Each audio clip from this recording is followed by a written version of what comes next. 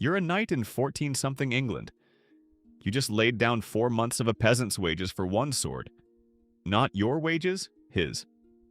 The man who'll dig your grave could feed his family for 120 days on the silver you spent in an afternoon. And you probably think you paid that much because the sword was hard to make. You didn't. The steel was cheap. The man who actually forged it for you was paid maybe a week of that money. Almost nothing about the metal in your hand explains its price. The truth lives somewhere else entirely. And the road to it runs through 6 men, from a soot-covered miner in a pit you'll never see to a man in velvet who never touched a hammer in his life. Stay with me. The man who got the most has the cleanest hands, and once you find him, the medieval economy is going to look very different than you were taught. We're going from the lowest to the highest. The journey is the whole story. Start in the dirt. Every sword on earth begins in a hole in the ground. You picture a forge. The forge isn't where the sword starts. The sword starts in some pit in Sussex or the Forest of Dean, where a man you'll never meet, covered in soot, working by tallow candlelight in a hole he might not climb out of today, drags iron ore out of the rock with a pickaxe. He is the entire reason your sword exists. Without him, you have a stick. Here's what you've got wrong about the dirt.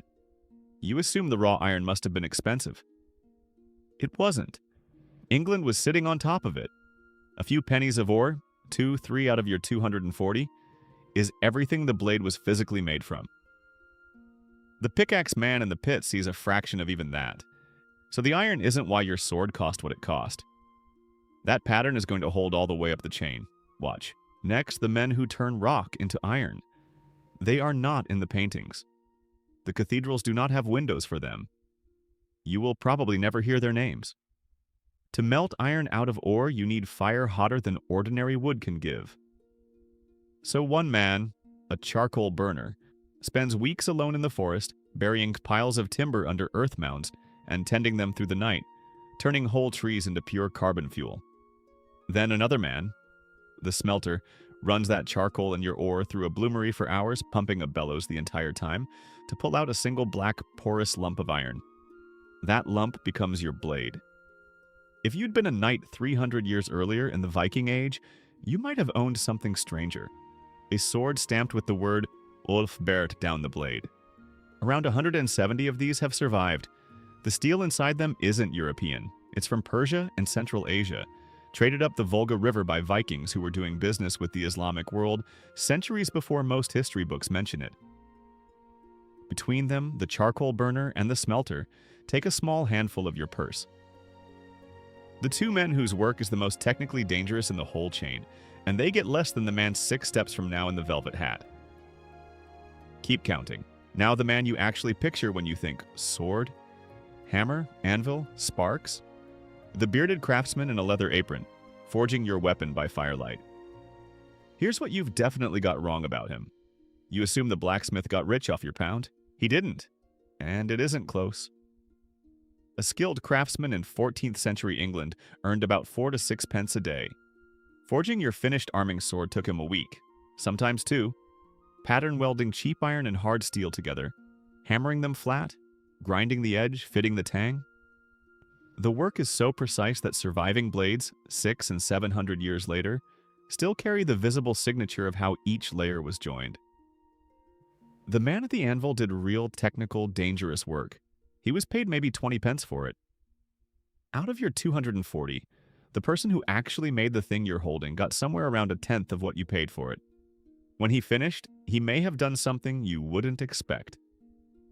In some traditions, a master smith would carry the new blade down to a river and dip it. A quiet, almost baptismal moment, blessing the steel before it ever drew blood. Others would hammer letters into the fuller. Ionri. A saint's name? Sometimes a single word nobody today can translate. The sword was meant to be holy before it was meant to be sharp. Now we get to the part that actually matters. Everything until now is the men who touched the metal. The next man never lifted a hammer in his life, and he got more than all of them combined. Here is the fact that's going to change how you look at this sword for the rest of your life. That blacksmith you just met? He couldn't legally sell you that sword. Not directly, not alone. In most major English towns, every weapon, every blade, had to pass through the bladesmith's guild before it reached the buyer's hand. The guild set the price. The guild inspected the quality. The guild took a cut. The guild decided who was allowed to even call himself a master, and the guild kept anyone outside the club from making competing swords inside the town walls. This is the architecture of the entire medieval economy. Crafts didn't operate as free markets. They operated as legal cartels, blessed by the king, enforced by law, charging a tax on every transaction inside their patch. The blacksmith got his shilling and change for the labor. The guild got a much bigger slice, by somewhere between 30 and 60 pence of your 240. For the right to make and sell that sword in this town, in this year, under this saint's protection. Not for any sword work, not for any iron, for permission. In some towns, the inspection was theatrical. A finished blade would be brought before a guildmaster who would strike it against a stone. Once, twice, and listen to the ring. A blade that sang got the guild's stamp. A blade that dulled too quickly under the test was broken across the master's knee in front of the smith and tossed into the river. Guild records survive of smiths expelled for life over a single failed sword. The cartel protected its reputation savagely. Look at what your guild fee bought. It bought the guarantee that no man in a barn outside town undercut your smith. It bought the assurance that your blade was, in the guild's words, of good and lawful making.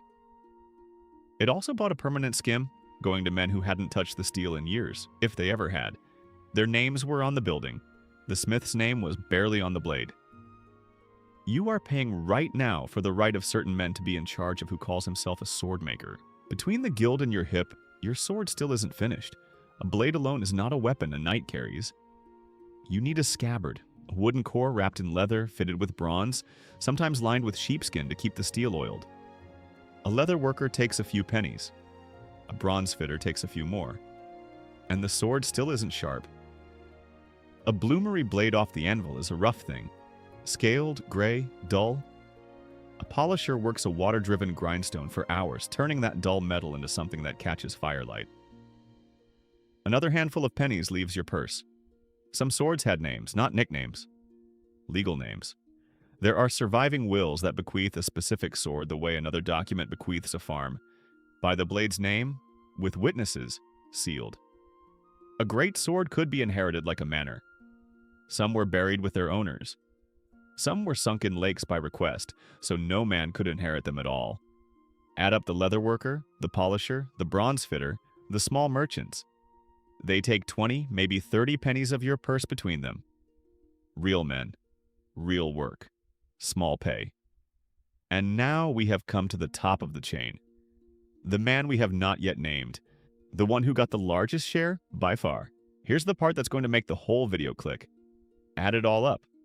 The miner, the charcoal burner, the smelter, the blacksmith, the guild, the leather worker, the polisher, every man whose hands touched your sword.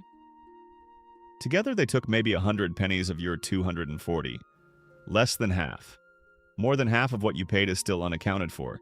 It didn't buy more iron, it didn't buy more skill, it didn't buy a sharper edge or a finer pommel. It bought you. Or more precisely, it bought the right of a man of your blood to walk into a hall with a blade on his hip and have every other man in the room know exactly what that meant.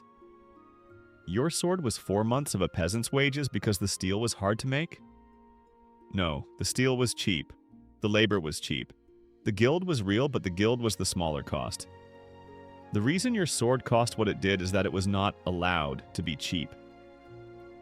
The king, the church, and the guilds had quietly agreed that a blade of this length, these fittings, this quality could only be carried by men with land. The high price was the entire point. It was the wall around your class. A peasant could buy a sword for 6 pence. 3 days' wages, enough iron to defend a hut. A real knight's blade had to cost 120 days of his life. Not because it was worth that much, because he was not. That 140 unaccounted pennies in your purse paid no man for any work. They paid the line between you and him. They paid the wall. Take a long look at the thing on your hip. It is a tool. It will keep you alive in a war, and the men who made it deserved their pennies. But it is also something else. Something older than the steel, older than the guild, older than the king who blessed the guild. It is a paper.